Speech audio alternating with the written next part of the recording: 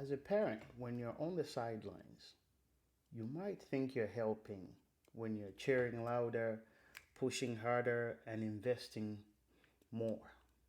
But what if I told you you're actually destroying your kids' motivation to play the sport they once loved?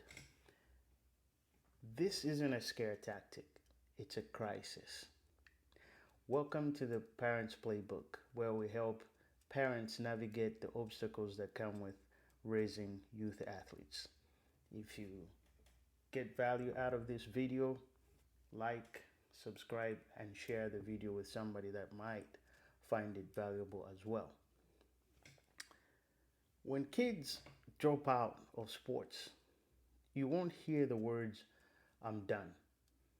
Sometimes it just shows up as fake injuries. Sometimes they just forget their gear, or you just start seeing the child who once woke up early to go to practice just shutting down. According to the American Psychological Association, burnout is often triggered not by the sport itself, but by the expectations surrounding it. When adults take over the emotional ownership of the sport, the child often disconnects. This is according to the sports psychology today. So, here are 5 signs that you're over pushing your youth athlete, even if you mean well. Number 1, you talk about performance right after the games instead of asking, "Did you have fun today?" Number 2, you specialize them before the age of 12. The thing is, kids need diversity, not just dominance. Number 3, you treat every game like a scholarship. The truth is, only about 2% of kids have a chance of playing in college. 2%. Number 4 is you use rewards for punishment and control. This replaces internal motivation with external pressure. Number 5 is that you're more invested than they are. If you find yourself more upset after a loss of a game than they are, you need to check yourself. Now let's talk about the parent coach trap, right?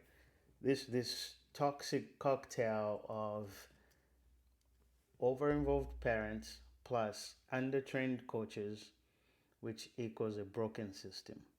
Most youth coaches are usually volunteers or they're just not well trained, but they mean well. And usually they are underprepared. When you combine that with sideline coaching from parents, it becomes chaotic. It's not the number of practices, it's the emotional load of the environment. This is what youth sports expert John O'Sullivan of the Changing the Game project once said. When kids feel they are playing for your validation instead of their own passion, they just stop playing altogether. But there's a way to rebuild this, right? So there's things we could do to fix this. One is ask instead of tell. Ask them, what was your favorite part of your game? Versus you should have passed more. Celebrate effort. Say things like you really hustled out there instead of you scored the most goals. And once in a while, right, let them lead. If they want to take a break, give them one. If they want variety, let them explore other sports. I like to quote Michael Phelps for obvious reasons, right? Michael Phelps once said, "What pushed me to greatness nearly broke me."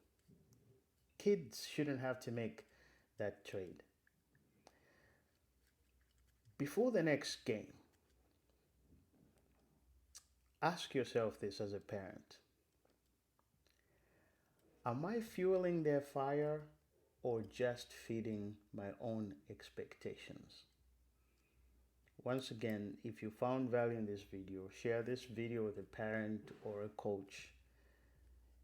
You might just save a kid from quitting the sport they love deep down.